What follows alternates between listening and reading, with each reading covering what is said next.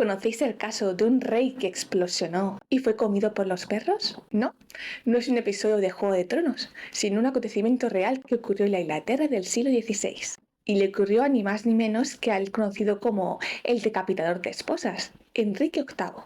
¿Pero sabías que años atrás un fraile predijo dicho final para este monarca?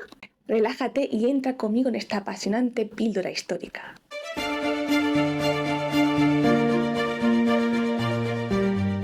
En esta historia hay dos protagonistas, el rey, Enrique VIII, y un fraile, un sacerdote, Guillermo Petov.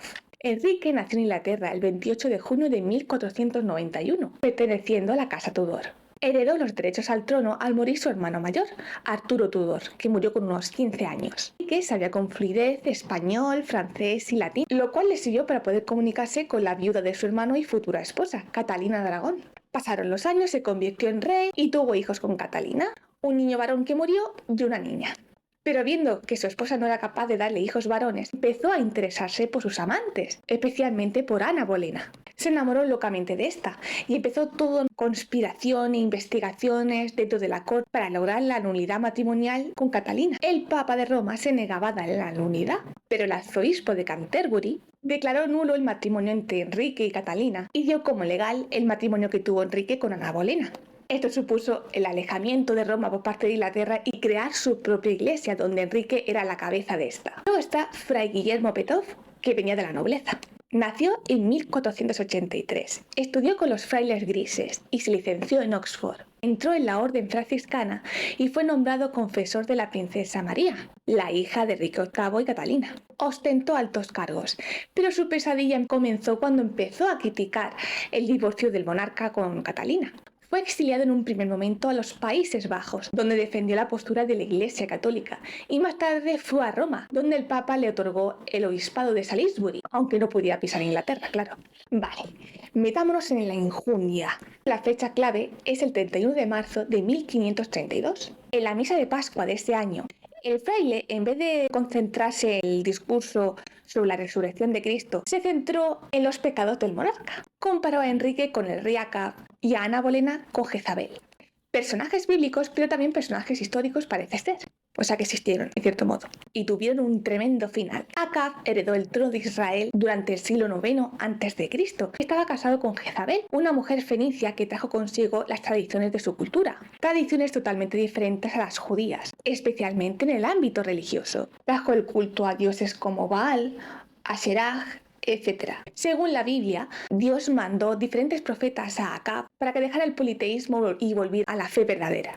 Pero Jezabel fue matando a todos los profetas que Dios iba enviando.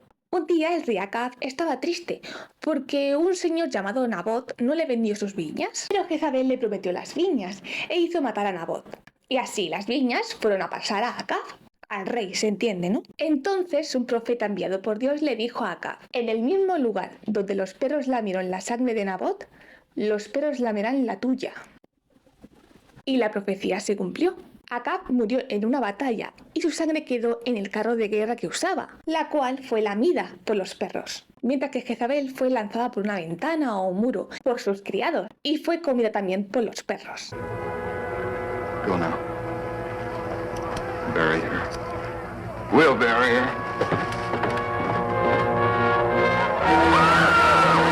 Bueno, pues este hecho bíblico fue leído por este fraile en la misa de Pascua del 31 de marzo de 1532. En la capilla de Greenwich leyó el sermón delante del monarca, de toda la corte, de Ana Bolena. El sermón exacto dice: entonces el rey murió y fue llevado a Samaria, y allí lo enterraron.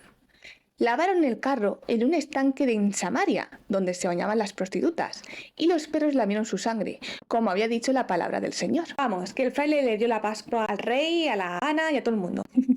Habló de este hecho bíblico, profético, haciendo referencia claramente a Enrique y a Ana, dando a entender que ambos acabarían como estos dos personajes, y por eso fue exiliado. Lo curioso de todo esto es que cuando Enrique VIII murió, fue llevado en comitiva hasta Windsor, donde iba a ser enterrado. En una parada, en una zona llamada Sion, el féretro del rey explosionó desde dentro, y los perros cercanos lo olieron y lamieron la sangre que salía del féretro, tal y como había dicho el fraile que le ocurriría. ¿Qué os ha parecido esta historia? Os leo. Sígueme, comenta, comparte aquí y en todas mis redes sociales. Sígueme para más píldoras históricas.